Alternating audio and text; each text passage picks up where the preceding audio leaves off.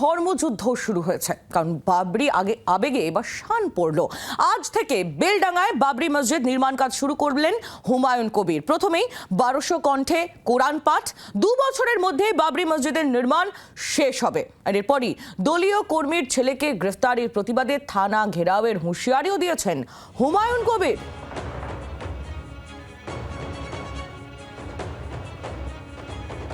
ভোটের আগে রীতিমতো ধর্মযুদ্ধ, বাবরি আবেগে শান।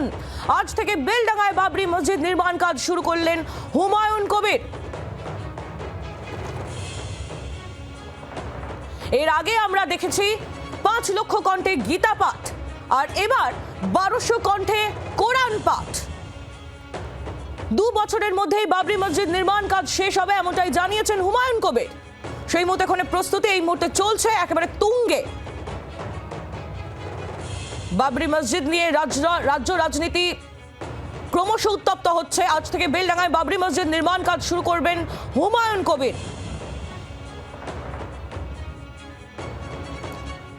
প্রথমেই 1200 কণ্ঠে কোরআন পাঠ, যে কোরআন পাঠের প্রস্তুতি ইতিমধ্যে শুরু হয়ে গিয়েছে। সরাসরি বেলডাঙ্গা মাঠের দিকে নজর রাখি। অয়ন ঘোষাল আমাদের প্রতিনিধি আমাদের সঙ্গে একেবারে সরাসরি রয়েছেন। অয়ন, এর আগে আমরা দেখেছি একাধিক জায়গায় গীতা পাঠের আসর। কয়েকদিন আগেই আমরা ব্রিগেডে দেখেছি 5 লক্ষ কণ্ঠে গীতা পাঠ, আর এবার 1200 কণ্ঠে কোরআন পাঠ। অর্থাৎ ভোটের আগে একটা ধর্মযুদ্ধ কিন্তু ইতিমধ্যে শুরু হয়ে গিয়েছে।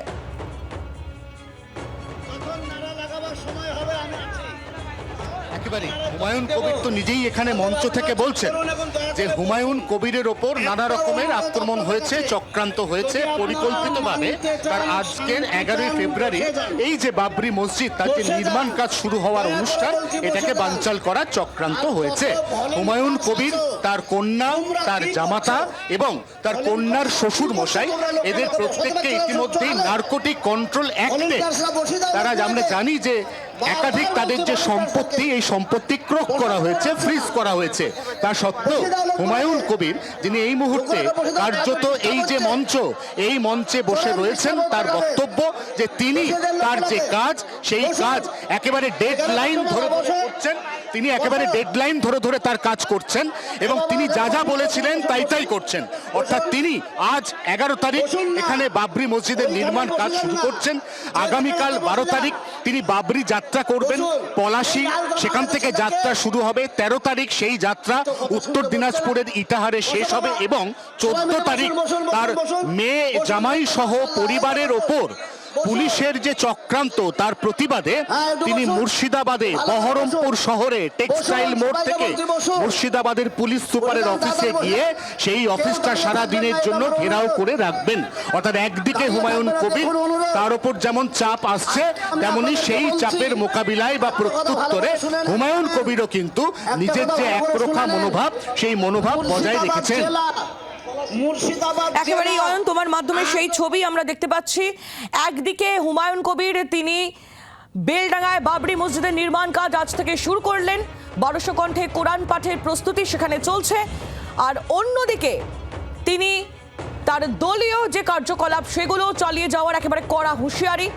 একদিকে দলীয় কর্মীর ছেলেকে গ্রেফতারির প্রতিবাদে একেবারে 14 তারিখে থানা ঘেরাওয়ের হুঁশিয়ারি, এসপি অফিস অভিযানের হুঁশিয়ারি তিনি দিয়ে রাখলেন। আর অন্যদিকে বাবরি আবেগেও শান হুমায়ুন কবিরের। অয়ন, ধন্যবাদ, তোমায় নজর রাখো। আর এই প্রসঙ্গে আমরা রাজনৈতিক প্রতিক্রিয়াও পেয়েছি। স্বাভাবিকভাবেই রাজনৈতিক তরজা এই মুহূর্তে তুঙ্গে। কে কি বলছেন শুনুন।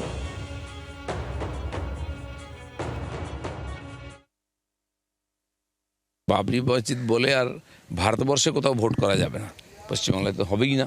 উনি একটা ইস্যু তৈরি করে মমতা ব্যানার্জি জগন্নাথ মন্দির তৈরি করতে পারেন, দুর্গাঙ্গন করতে পারেন। তো উনিও তার প্যারালেল ভেবেছেন যে এই ধর্মের তাস খেলে আমি জিতবো, তাই বাবরি মসজিদের গল্প বলছেন। ওই দিয়ে খালি পশ্চিমবাংলায় ভোট হবে না। পশ্চিমবাংলার মানুষ উন্নয়ন চায়, কাজ চায়, বাংলার পরিবর্তন চায়।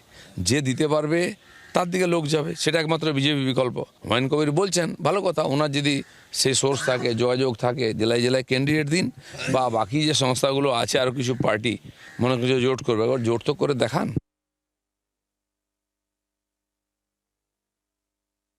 6ই ডিসেম্বর বাবরি মসজিদের শিলান্যাস হয়েছে।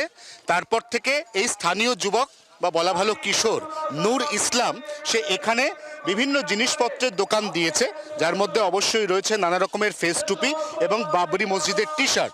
যারা পেটের তাগিদে এই মুহূর্তে বাবরি মসজিদ স্থলে নিজেদের ছোট ছোট স্টল দিয়েছে, তারা প্রত্যেকেই আশা করছে যে আজ বাবরি মসজিদের নির্মাণ কাজ শুরু হয়ে গেলে এখানে অনেক অনেক বাড়বে মানুষের সংখ্যা, এবং মানুষের সংখ্যা যত বাড়বে ততই আশপাশের এই ছোট ছোট স্টল, যে স্টলগুলোতে এই এলাকা বা আশপাশের এলাকার নিম্নবিত্ত প্রান্তিক গরিব মানুষ তারা দুপয়সা রোজগারের জন্য এখানে এসেছেন এবং নিজেদের মূলধন বা পুঁজি জমা করে যারা এখানে এই ধরনের বিভিন্ন স্টল দিয়েছেন তাদের প্রত্যেকেরই দুপয়সা রোজগার হবে, এমনটাই তাদের আশা।